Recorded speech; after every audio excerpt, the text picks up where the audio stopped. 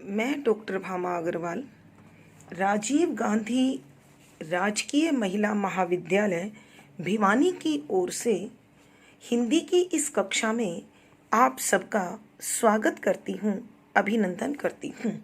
ये बच्चों, आज हम मैथिली शरण गुप्त द्वारा रचित भारत भारती नामक कविता का अध्ययन आरंभ करते हैं। यह कविता हमारी पाठ्यपुस्तक आधुनिक हिंदी कविता में संकलित है। सर्वप्रथम इसके विषय में थोड़ी जानकारी प्राप्त कर लेना संभवतः कविता के अध्ययन को सरल बनाएगा। तो बच्चों, हमारी कविता भारत भारती नामक काव्य खंड का हिस्सा है, जो 3 भागों में विभाजित है। इसके 3 भाग अतीत खंड, वर्तमान खंड और भविष्य खंड हैं। और इस काव्य खंड ने मैथिली शरण गुप्त को हिंदी जगत में एक विशेष सम्मान प्रदान कराया है। हम इस कविता को वर्तमान खंड के अंतर्गत पाते हैं। भारत का अतीत अत्यंत गौरवशाली था।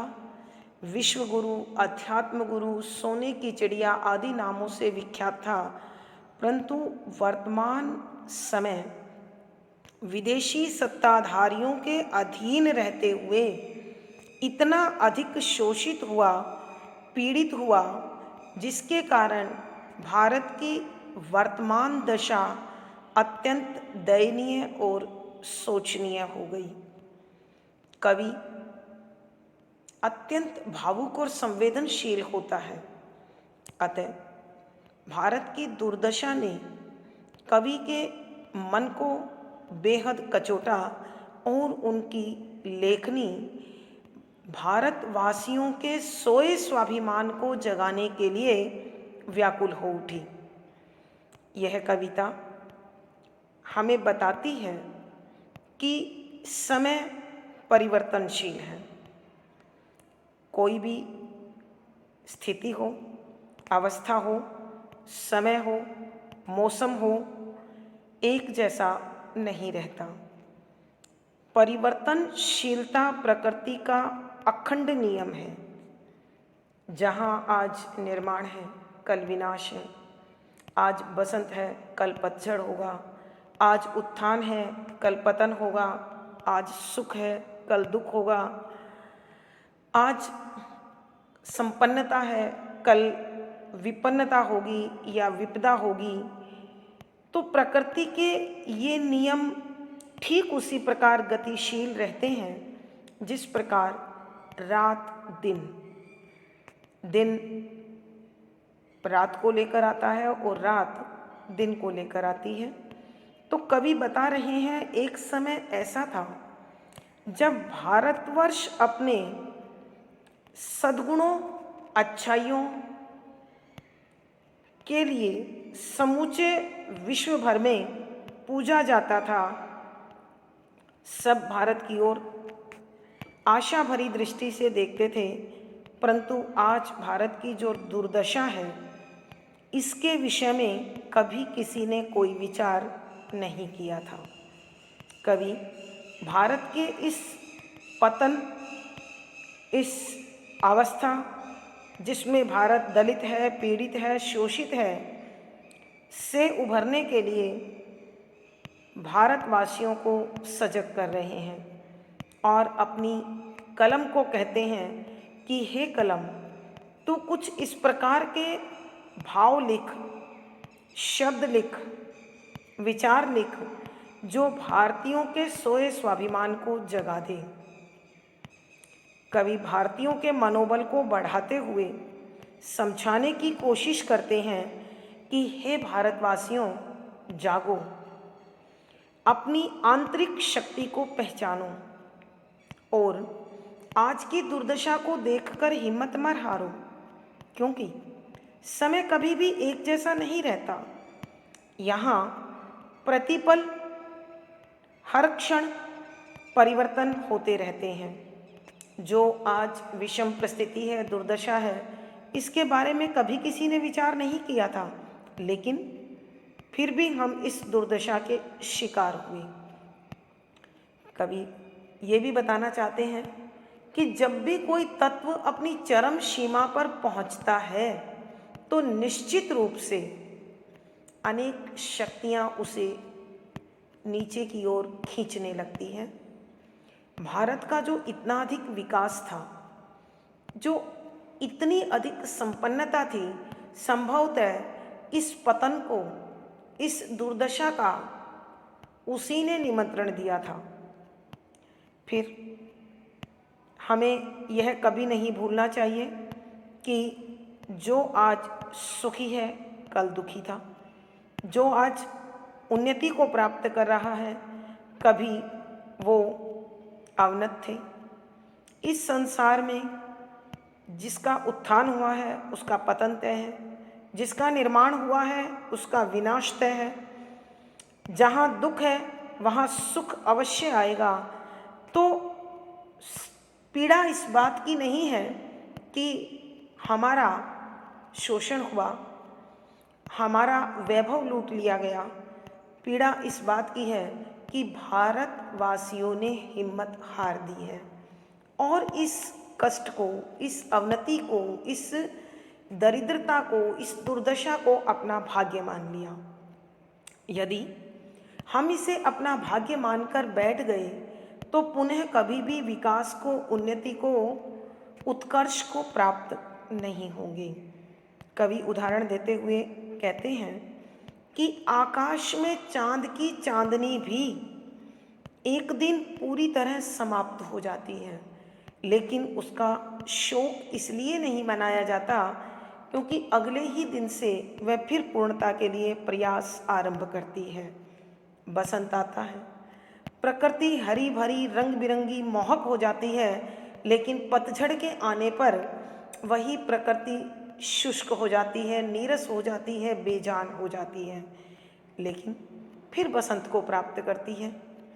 ठीक उसी प्रकार हम भी अगर आत्मविश्वास से उठे, संघर्ष किया, अपनी शक्ति को पहचाना, तो निश्चित रूप से वह दिन दूर नहीं जब हम पुनः अपनी खोई हुई प्रतिष्ठा को प्राप्त कर लेंगे, हम उत्थान को प्राप्त हो जाएंगे।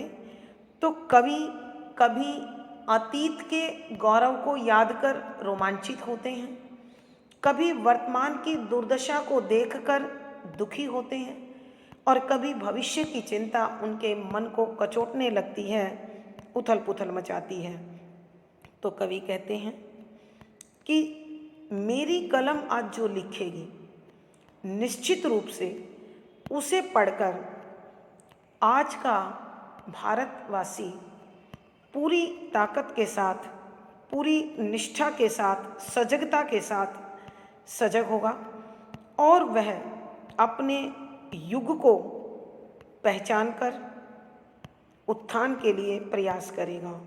साथ ही कवि अपने दायित्व को भी स्मरण करते हुए कहते हैं कि युग की चेतना को, देश काल को समझकर उस पर अपनी कलम चलाना कवि का कठिन कर्म है।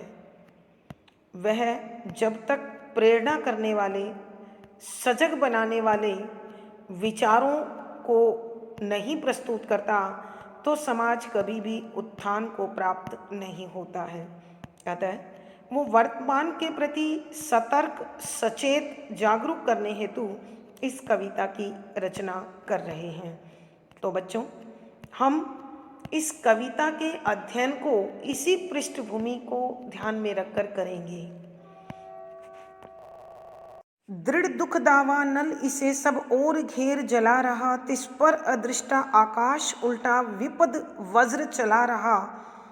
यद्यपि बुझा सकता हमारा नेत्र जल इस आग को, पर धिक्क हमारे स्वार्थ में सूखे हुए अनुराग को। संग प्रस्तुत पद हमारी हिंदी की पाठ्यपुस्तक आधुनिक हिंदी कविता में संकलित राष्ट्रकवि मैथिलीशरण गुप्त द्वारा रचित भारत भारती नामक काव्यखंड से उद्धृत है, लिया गया है।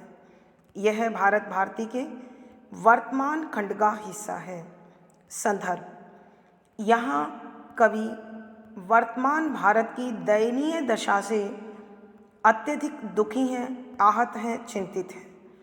तो कवि कहते हैं कि हे भारतवासियों, यद्यपि भारतवासियों के शुद्ध मन की आह ही इतनी है कि इस सारे दुख को नष्ट कर सकती है, लेकिन हम जब तक चित्कार नहीं उठेंगे, जब तक कमर नहीं कसेंगे, जब तक आत्मगौरव से नहीं भरेंगे, तब तक यह तस्वीर बदलने वाली नहीं है। अतः समूचे भारतवर्ष को प्रेरित करते हुए कहते हैं कि सरलार्थ, बच्चों पहले शब्दों के अर्थ। दृढ़ माने हैं मजबूत, दुख दुख, दावानल होती है जंगल की आग जो बहुत तेजी से फैलती है, इसे यानी भारत को सब ओर घेर जला रहा, सब ओर यानी चारों दिशाओं से घेर घेर कर जला रहा, इसके सौंदर्य को नष्ट कर रहा है। कि कवि कहते हैं कि हे भारतवासियों,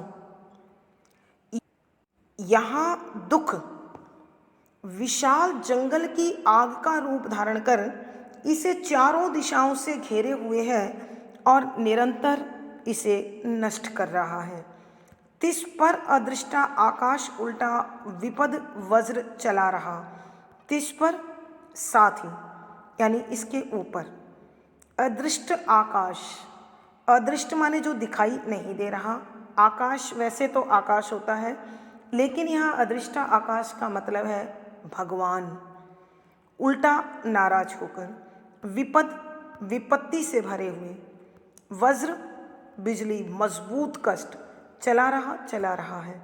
कि आपको याद होगा बच्चों, इतिहास में पढ़ा होगा कि एक तरफ तो अंग्रेज भारत का शोषण कर रहे थे, अनेक यूरोपीय शक्तियां भारत को नुकसान पहुंचा रही थी, साथ ही उस समय सूखे पड़े, भूकंप आया, अकाल हुआ, तो इसके कारण भारत में रहने वाले लोगों का कष्ट और अधिक बढ़ गया। तो कवि ने उसी ओर संकेत किया है कि कवि कहते हैं कि विशाल दुख रूपी जंगल की आग इसे चारों ओर से घेर कर नष्ट कर रही थी, साथ ही भगवान भी अपनी नज़र या अपनी कृपा दृष्टि भारत से हटाए हुए था। इसलिए भारत में अकाल, सूखा आदि अनेक प्राकृतिक विपदाएं भी दुख बढ़ा रही थी। यद्यपि बुझा सकता हमारा नेत्र जल इस आग को, कि कवि कहते हैं चाहे बेशक बुझा सकता, नष्ट कर सकता है हमारा, हम भारतवासियों का नेत्र जल अर्थात आंसू, इस आग को, इस दुख की आग को, कि हम अपने मन के दर्द को रो रो कर हल्का कर सकते हैं, लेकिन परंतु धिक्कार है हम भारतवासियों के स्वार्थमय लालच से भरे हुए सूखे हुए अनुराग को। सूखा हुआ जो सूख चुका है, अनुराग माने प्यार। सरलार्थ में कवि कह रहे हैं कि भारत वर्ष पर जो दुख विशाल रूप धारण करके जंगल की आग की भांति इसे चारों ओर से घेर कर जला रहा है, यह भारतवर्ष की जनता के लिए एक बहुत बड़ा दुख है।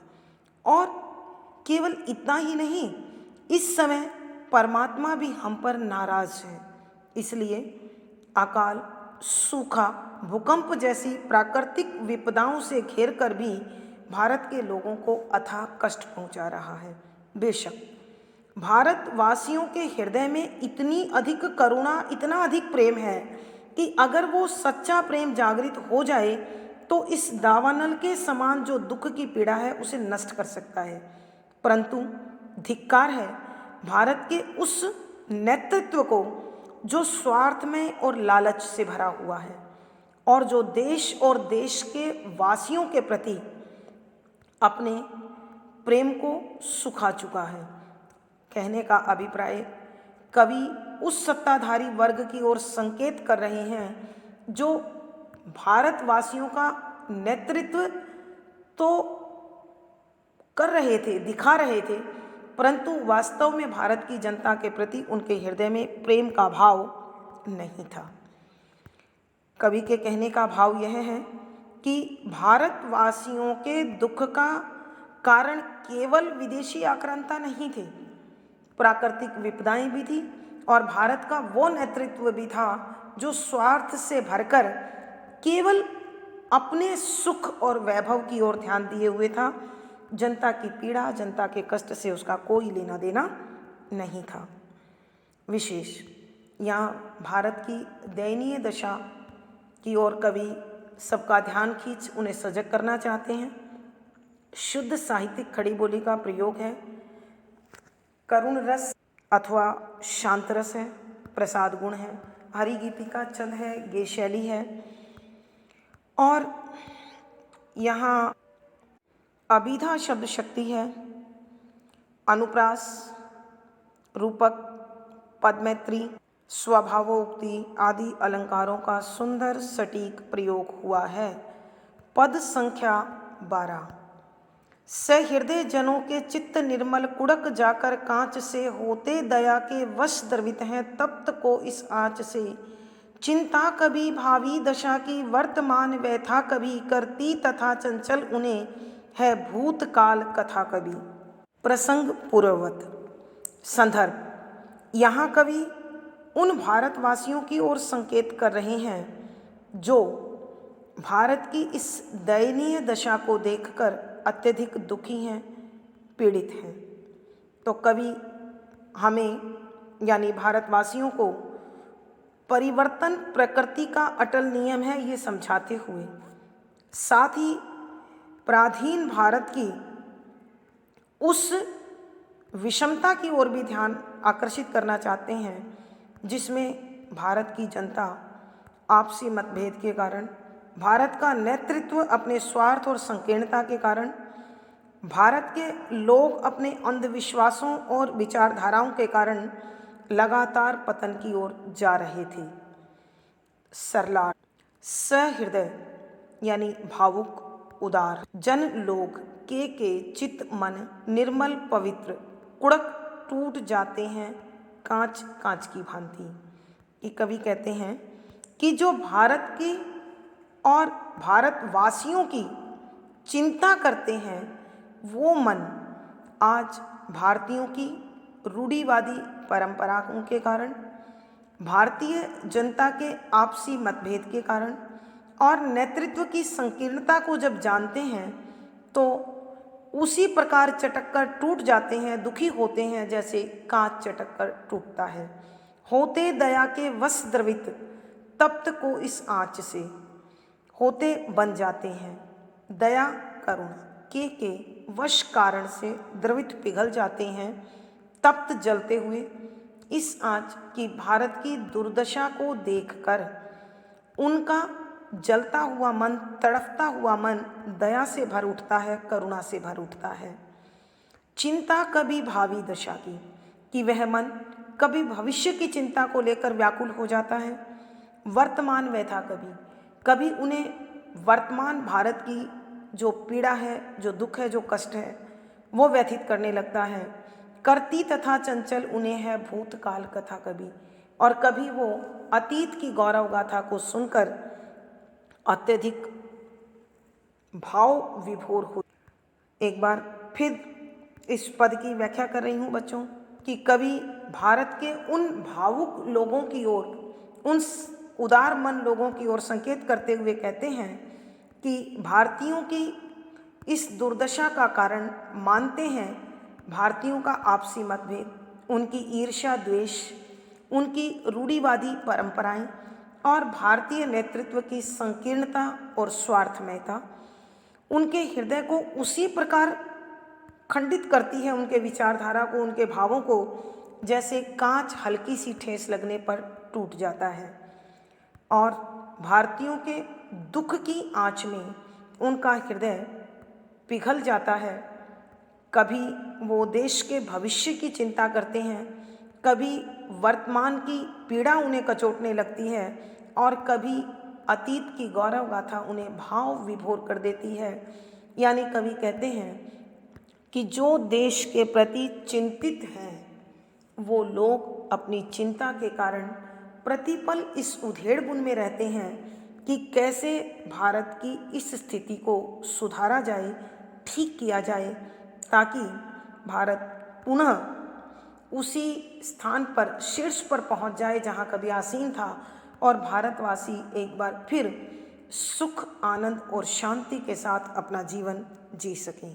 कवि के कहने का भाव यह है कि भावुक हृदय यानी भारत माता के प्रति जो हृदय चिंतित है, परेशान है, उदार है, वो हमेशा इसकी उत्थान को लेकर उधेड़बुन में लगा है।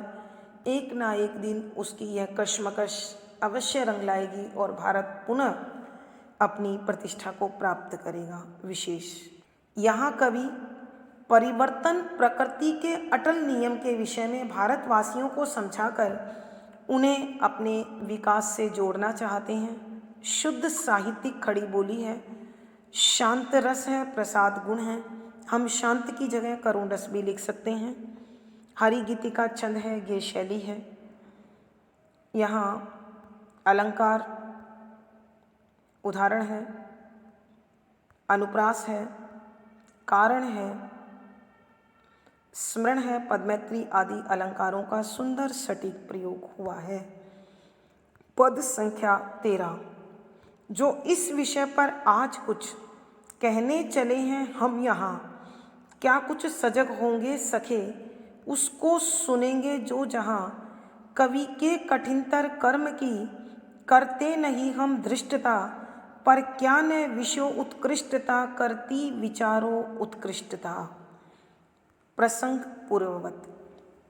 संदर्भ यहाँ कवि भारतवासियों से ही प्रश्न कर रहे हैं कि भारत की इस दुर्दशा का कारण क्या है। इस पर हमने पूरा विचार मंथन किया। क्या उस मंथन का असर भारतवासियों पर होगा? ऐसा विचार कर कवि प्रश्न करते हैं। जो इस विषय पर आज कुछ कहने चले हैं हम यहाँ, किस कविता के माध्यम से मैंने भारत के अतीत गौरव, भारत की वर्तमान दुर्दशा और भारत के भविष्य के प्रति जो चिंता है वो इस कविता में वर्णित की है, उस पर विचार किया है। प्रश्न पूछते हैं, क्या हे भारतवर्ष के लोगों, हे मेरे दोस्तों, क्या इसे सुनकर आप जागरूक होंगे, अपने कर्तव्य को पहचानेंगे, कर्तव्य पथ पर बढ़ेंगे?